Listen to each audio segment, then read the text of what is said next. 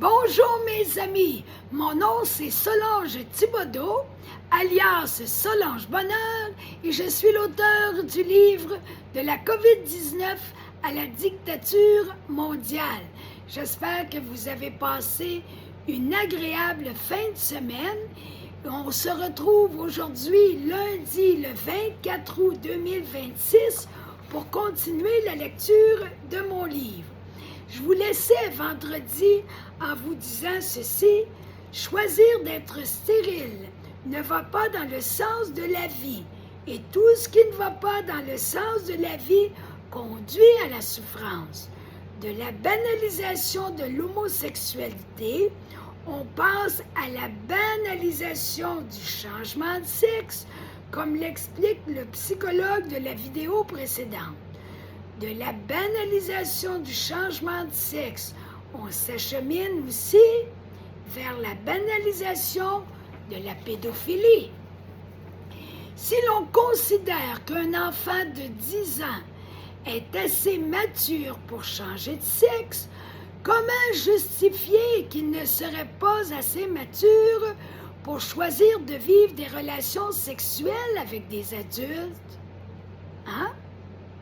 Voyez-vous les liens qui se font dans l'inconscient de la population à un moment donné, là? On s'en rend pas compte puis on dérape dans la folie. La porte s'ouvre ainsi à l'éventuelle légalisation de la pédophilie. Prendre conscience de la mise en place graduelle de cette perverse légalisation est essentiel. Sinon, la société s'enfoncera dans une souffrance sans nom. Ce n'est pas d'hier que les plus grands psychologues pour enfants et les pédopsychiatres condamnent la pédophilie comme un acte archi-destructeur pour le bien-être et l'équilibre mental des jeunes prépubères, au point qu'elle risque d'affecter sérieusement les relations amoureuses des futurs adultes en devenir, comme on le voit parmi d'anciens pensionnaires d'institutions religieuses abusés sexuellement par des adultes. N'oublions pas que des adultes traumatisés, ça ne fait pas des enfants forts. Toute cette banalisation et même cet encouragement face à l'homosexualité, au transgenrisme et à la pédophilie contribuent à la dépopulation de l'humanité. Pour mieux comprendre vers où la société est acheminée dans toutes les sphères humaines, il nous faut toujours garder en arrière-plan ce désir de dépeuplement cher au nouvel ordre mondial des multimilliardaires mondialistes. On y revient tout le temps, faut pas oublier ça. Voici une dernière très bonne vidéo au sujet des enfants. Les grands interviews. Sauvons nos enfants.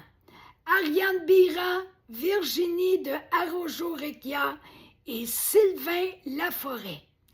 C'était placé sur YouTube le 29 septembre 2023.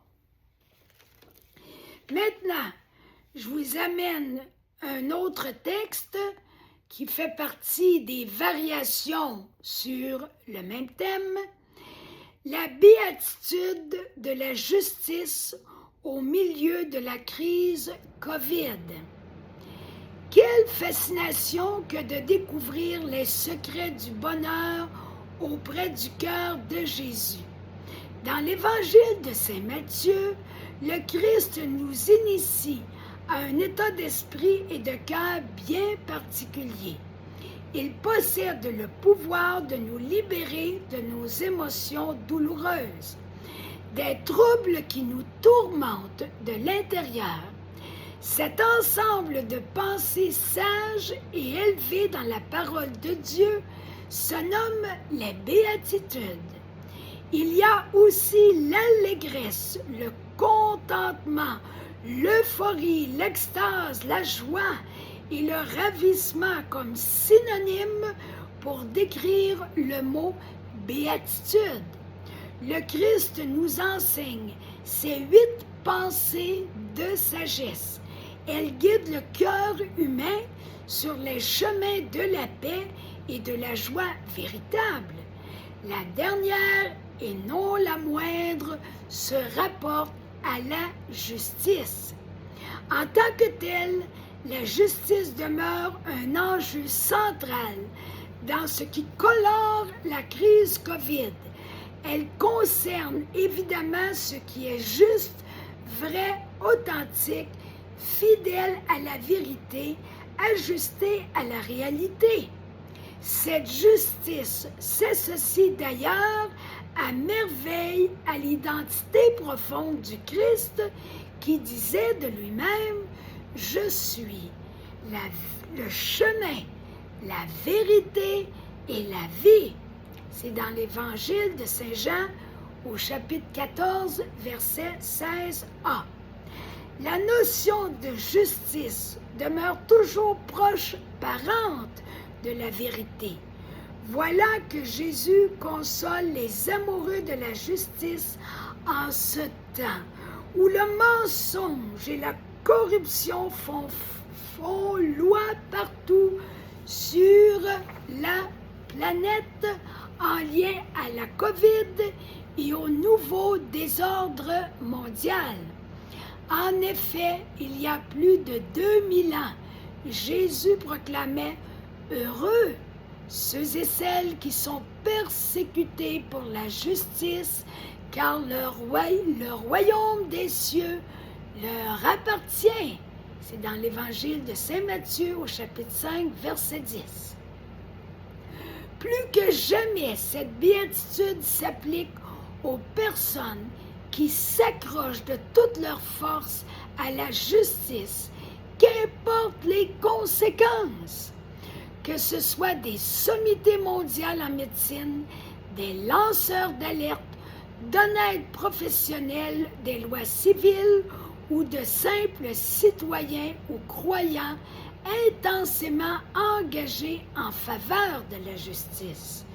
Une justice sans concession qui ne peut se dissocier de la vérité. Un bel exemple s'offre à nos yeux en la personne du docteur Christian Perron. Au-delà des attaques, humiliations, insultes et dénigrements, il demeure bien droit dans ses bottes. Depuis 4 ans, il n'a pas bronché ni flanché devant les menaces de l'ordre des médecins de son pays, des médecins et politiciens corrompus ou des fact-checkers achetés. Aucune autre considération que celle de dévoiler les dernières connaissances d'une science objective et éprouvée ne guide son comportement et ses enseignements médicaux. Remarquez comment ces paroles remarquables franchissent souvent ses lèvres, comme dans sa vidéo avec Héloïse Bois de Hello veut savoir. « Je suis serein, dit le docteur Christian Perron. La sérénité se définit par le calme, la tranquillité et la confiance qu'une personne éprouve quand son cœur baigne dans la justice et l'honnêteté. Mon discours demeure toujours le même, dit-il. Le docteur Perron n'a pas changé d'opinion depuis plus de 4 ans, contrairement au narratif des personnes en autorité qui se voient dans l'obligation de modifier leurs déclarations quand ils se retrouvent dans l'eau bouillante. C'est déjà très mauvais signe.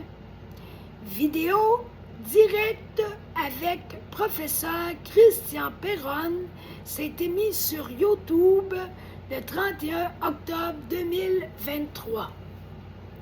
Je reviens avec le Christ et ses promesses de bonheur. Heureux serez-vous lorsque l'on vous insultera, qu'on vous persécutera et qu'on dira faussement de vous toutes sortes de mal à cause de moi. Réjouissez-vous, soyez dans l'allégresse, parce que votre récompense sera grande au ciel. C'est dans l'Évangile de Saint Matthieu au chapitre 5, versets 10 à 22a. La personne qui, comme le docteur Perron, persévère dans la vérité malgré les insultes et les calomnies, souffre à cause de sa fidélité à la vérité. Mais cette souffrance se transforme en joie. Voilà pourquoi la fidélité à la vérité est par le fait même fidélité au Christ. L'un ne va pas sans l'autre. Au-delà des difficultés, cette personne vit dans la lumière de l'honnêteté et c'est la raison de toute sa fierté et de sa joie profonde. Voilà ce que signifie le « à cause de moi » de Jésus. À cause de la vérité de la justice, pourrait aussi dire le Christ. Je vous laisse sur ces belles paroles pour aujourd'hui. On se retrouve demain, mais d'ici là, je vous encourage à liker ma vidéo, à la partager au plus grand nombre, à vous abonner à ma chaîne YouTube et aussi à aller vous procurer mon livre sur la première publication de ma page Facebook. Vous pourrez avoir soit mon livre en format numérique gratuitement ou mon livre en format papier pour seulement 40 $. Et je vous souhaite une belle fin de journée.